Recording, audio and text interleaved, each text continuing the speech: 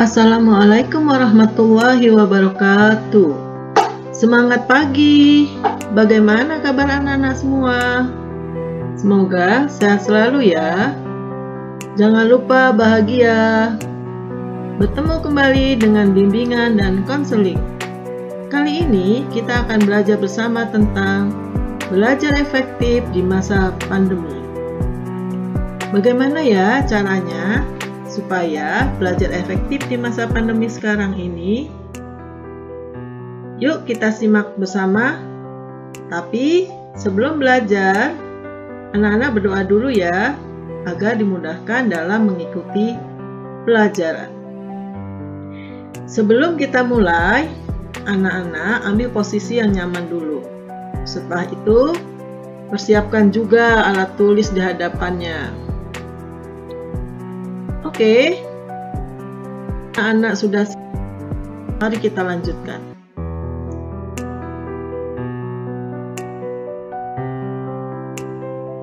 Sebelum kita berbagi tips tentang belajar efektif, silakan tuliskan evaluasi belajar anak-anak selama daring.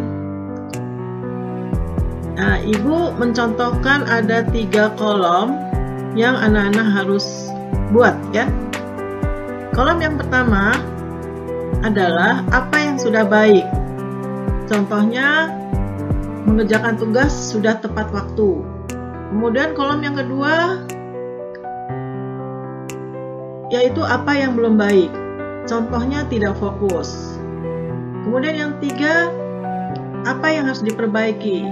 Dari ketidakfokusan tadi, kamu merasa bahwa, oh ya, saya banyak membalas chat dari teman ketika belajar. Kemudian yang kedua, mungkin tidak menyiapkan alat tulis ketika belajar. Nah, ini adalah contoh agar anak-anak bisa mengevaluasi diri kalian ya. Nah, setelah itu simak pelajaran dari Ibu. Ibu akan mengutip beberapa pengertian belajar dari para ahli ya. Yang pertama, dari Saiful dan Aswan.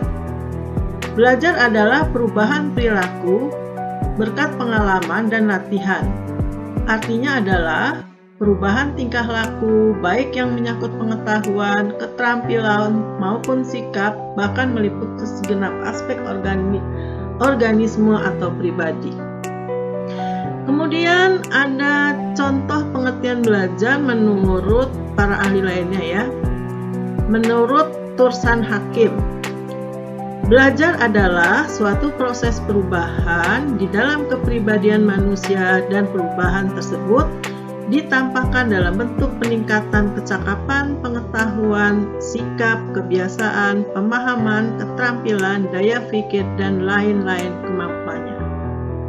Menurut Trianto, belajar sebagai perubahan pada individu yang terjadi melalui pengalaman dan bukan karena pertumbuhan atau perkembangan tubuhnya atau karakteristik seorang sejak lahir. Menurut Winkel, belajar merupakan suatu aktivitas mental atau psikis yang berlangsung dalam interaksi aktif dalam lingkungan yang menghasilkan sejumlah perubahan yang relatif konstan dan berbekas. Menurut Doris Lissing dalam buku pembelajaran Andreas Harifa 2001 halaman 1, belajar adalah mengerti sesuatu yang telah diketahui sepanjang hidup tetapi dengan pemahaman yang berbeda. Menurut Ahmad Muzalir, belajar adalah syarat mutlak untuk menjadi pandai dalam segala hal, baik dalam bidang ilmu pengetahuan maupun keterampilan. Nah, itu menurut para ahli ya tentang pengertian belajar. Sekarang Ibu akan membuat langkah-langkah belajar efektif selama di rumah. Ya. Yang pertama adalah berdoa dulu sebelum belajar ya, biar hati dan pikiran kita tenang. Kemudian yang kedua, siapkan tempat atau ruang yang nyaman selama belajar di rumah sehingga kamu tidak terganggu. Kemudian ketiga, siapkan peralatan pembelajaran sehingga tidak susah untuk mencarinya. Jadi kamu bisa fokus nanti dalam belajar ya. Yang keempat, pastikan suasana hati sedang senang sehingga mudah menerima pelajaran. Yang kelima, beritahu orang rumah jika kamu sedang belajar sehingga mereka bisa mendukung. Kemudian yang keenam, ketahui juga model gaya belajar kamu yang mana. Apakah auditori, audiovisual, atau kinestetik. Kemudian yang ketujuh, tugas sebaiknya dilakukan di awal waktu, jangan sampai ditunda. Yang kedelapan, gunakan HP secara bijak sehingga tidak mengganggu konsentrasi belajar. Yang kesembilan, disiplin dalam melaksanakan semua pekerjaan. Yang kesepuluh, memiliki komitmen yang kuat dalam diri pribadi karena belajar bertujuan untuk menuju kesuksesan.